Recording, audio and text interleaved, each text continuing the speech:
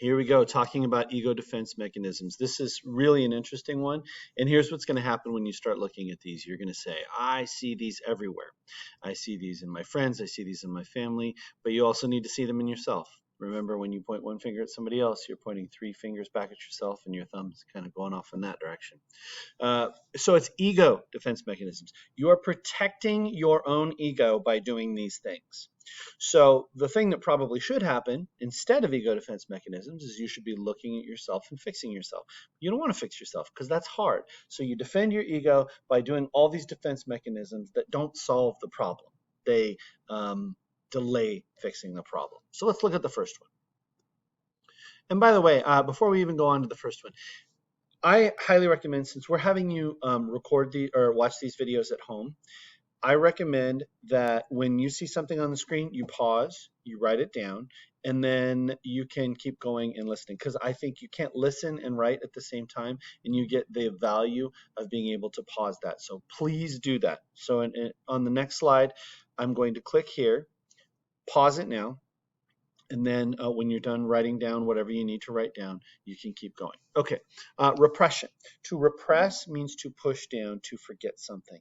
So you would say maybe something happened to you as a child. If you repress it, it means that you push it down to the point where you don't remember it.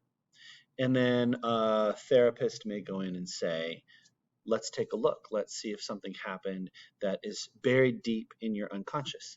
There's a lot of controversy about that.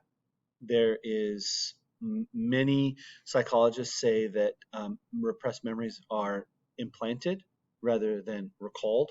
Read about it in your book. It's very interesting stuff. But it's a very common idea used in our culture that says something is too painful, so your ego says, I can't think about that anymore, so it pushes it down so that you do not remember it. It pushes it away from your awareness and from your memory. Regression. To regress means to go backwards. Progress is to go forward. Regress is to go back. So if you are using regression, you are acting like a child. You are going back to your childhood behaviors. You throw a tantrum. You suck your thumb. Those are a couple that are there. Again, pause it, write down sucking your thumb, throwing a tantrum, whatever you want to do. There are other things that you can do to regress. You act like a child. I mean, one thing we can do is we watch Disney movies, or watch a movie you liked when you were 7. You just kind of go backwards. So it's a way of not dealing with your problems in the present. You go backwards into the past. That is regression. Reaction formation. This is one of the harder ones, I think, for people to understand. So go ahead and pause it. Write anything down you need to. In reaction formation, I have something inside of myself that I don't like. And I have on the screen, you'll see homophobes may be gay. Well, I can maybe share that link with you if you're interested. So let's say you have homosexual feelings, but you live in a culture or a society that doesn't allow you to have that. So instead of dealing with either just coming out of the closet and saying I'm gay or whatever, you will spend more time trying to stop gay rights. You will be a, I mean, this has happened multiple times. The mayor of Spokane, Jim West, was a very anti-gay rights legislation advocate in Olympia. He came here to be our mayor, and turns out he was soliciting sex from 18-year-old young men online. Hey, that's legal. I'm not judging. I'm just saying what was happening if he is anti-gay rights, but he is also gay. That is classic reaction formation. He didn't like that about himself, so he went out into the world and tried to do the opposite of that. He knew he was gay, and he tried to act the opposite of gay. That is reaction formation. Projection. Here's what I want you to think about. Projection, I have a projector in my forehead. And whatever I'm thinking in my forehead, I am projecting onto other people. So if let's just keep using being gay. If I'm gay, I think that everybody else is. I'm projecting my feelings onto you. Let's look at something really simple, giving gifts that you really want. I want an iPad. Nah, it's not an iPad. Something kind of specific to you. So because you feel it, you project it onto everybody else. Hold on. I need to pause. Somebody's here. if you look at that second example, that's a really good one.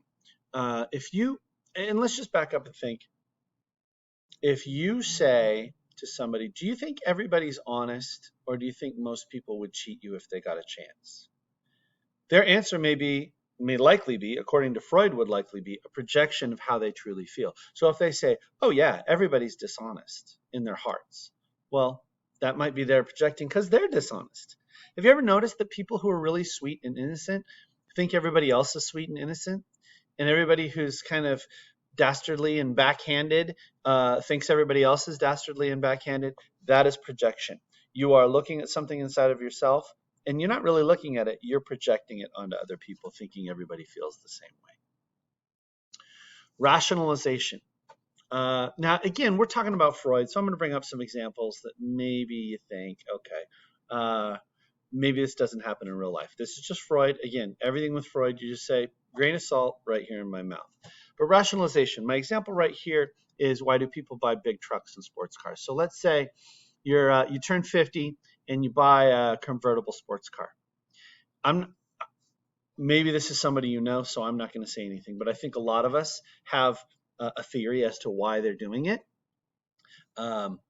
We kind of know the real reason, but they'd say, oh, I've always wanted this car, and oh, I'm going to be driving a lot, so I thought I wanted to be comfortable. And they'll come up with these reasons, these rationalizations for what they really wanted to do. I'll give you an example. In Freud, everything was about your relationship with your mom, to Freud. So let's say you're dating, and you're dating a whole bunch of people who look like your mom. Now, what would Freud say? Freud would say, I think there's something there, and you'd say, oh, no, I like blue-eyed people, or but they're just really nice. It has nothing to do with how they look. And you're like, right, that's a rationalization. And the thing about rationalizations, as we see in these examples, it's a lot easier for somebody else to see them than it is for you to see them. As with all these ego defense mechanisms, you're defending you don't want to admit this stuff. So you are using these defense mechanisms to protect yourself from having to admit the truth. Displacement. Every one of you has done this in a very small sense. You don't feel good about yourself inside. And instead of fixing that, you take it out on somebody or something else. You displace that onto this other person. You've yelled at the wrong person. You're mad at your girlfriend or boyfriend, so you yell at your parent. You're mad at your parent, but you yell at your teacher. So anytime you are trying to deal with a problem, but you're not actually dealing with it, you are taking that out on somebody else. Just go ahead and say taking it out on somebody else. Pause and write that down. That's displacement. You are displacing your feelings onto not the thing that is causing the feelings, but onto something else that doesn't deserve it. Somebody else or something else that doesn't deserve it. Sublimation. You might want to pause and write this down. Sublimation is probably the only positive defense mechanism. I've had a couple of friends where one member of the couple starts running obsessively. They just decide they're going to get in shape. And everybody says, well, that's great. And my thought every time is, that's not great. I think the marriage is in trouble. What you will do when you sublimate, sub means below. You are sublimating, you are putting it beneath. You are saying, I am going to ignore my problem, and I am going to pour my energy into something that is pro-social. It might be being a workaholic. It might be working out. It might be anything that gets you so busy that you can't deal with your own problem. So if one member of the couple starts doing something obsessively alone, I think that's bad. And people say, oh, it's great, you're getting in shape. This is so wonderful. It's a red flag to me, because I think they're trying to avoid the problems in their marriage in order to not have to deal with it. So sublimation is when you do something pro-social, something good. Usually the result is good, but you're doing it in order to avoid dealing with whatever problem you're having at the time. And I think this is the last one. So denial. The old saying, denial ain't just a river in Egypt. It's stupid. It doesn't make any sense. But denial is just the most straightforward. The first step in Alcoholics Anonymous right here. You walk in, you say, hi, my name is Eric, and I'm an alcoholic. As soon as you do that, you are not in denial anymore. You are admitting it.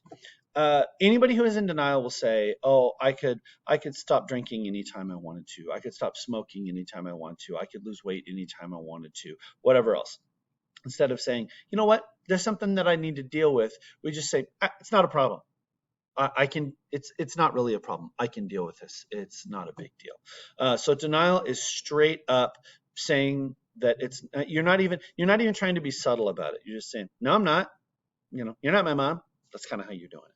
And I believe this is the last one. Yes, it is. So in class or maybe online, we have put it online. We're going to do a little practice so you're familiar with these. But these are kind of interesting to practice. And I think after this one, you'll really have a better idea of how to separate these out.